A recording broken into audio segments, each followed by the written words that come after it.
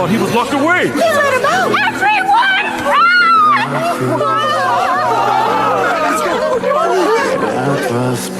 Everyone, Go back to where you came from. You're a thief trash. no one likes you! You're a thief! You're not afraid of me? You saved Yaya from that guy. It's my birthday! No crying allowed! Dad? Mom? Thank you.